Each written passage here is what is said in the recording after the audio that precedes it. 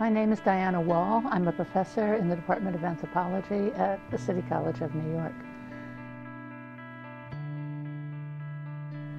My name is Nan Rothschild. I am a professor of anthropology, initially at Barnard and now at Columbia. My name is Herbert Signoret, and I've been with Seneca Village project from the beginning.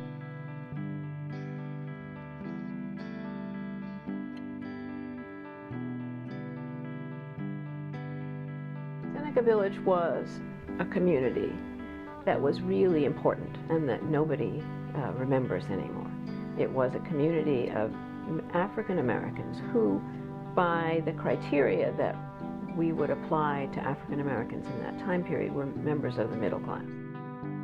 Seneca Village is a village that was located in what is today Central Park. It was founded in the mid-1820s when some African Americans bought land and built their homes and institutions in what became Seneca Village.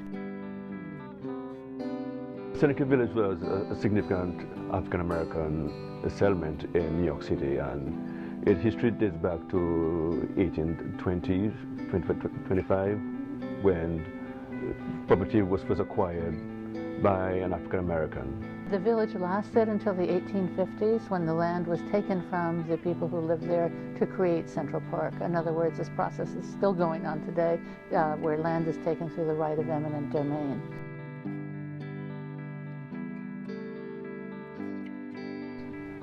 It was a period where the voting laws was changing in New York State. New York State had passed a law in 1820 saying that if you were black and you wanted to vote, you had to own land worth $250. The requirements for white males to vote was reduced, and the requirement for African American males was increased to resident to the city for 3 years and owning property valued at $250.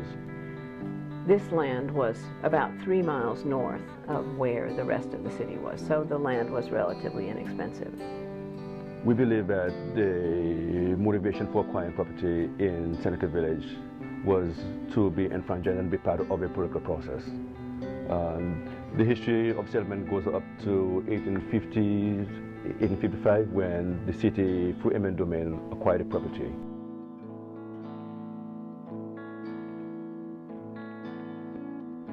The people who owned land in the village were given compensation for their land, so of course they didn't think it was enough.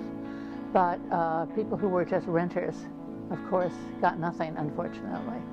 By the time the village was raised in the mid-1850s, almost 300 people lived there. 2/3 of them were of African descent, 1/3 European descent. Many of those of European descent were Irish. In addition to that, there were several institutions there, including 3 churches. AME Zion, All Angels, African Union Church. The school, Colored School number 3, that was located in the basement of African Union Church. The churches bought the land to use for cemeteries because the rules had changed and the graveyards downtown were full, especially for African Americans. So that there were multiple reasons why people started moving to Seneca Village.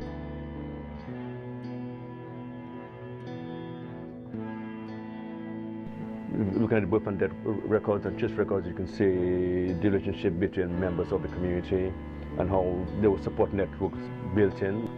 So it was a mixed community. It had these 3 churches and it had a school. It was laid out on the grid. It was a coherent, functional community.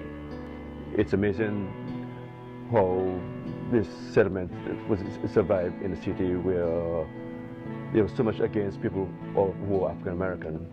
I mean, when I think of it, I think it must have been really nice. Must have been a great experience to live there, because if you were black and you lived downtown, you faced oppression and stigmatization every day. But up here, you know, around 86th Street, you were with fellows, with like-minded people, and I think it was probably a refuge.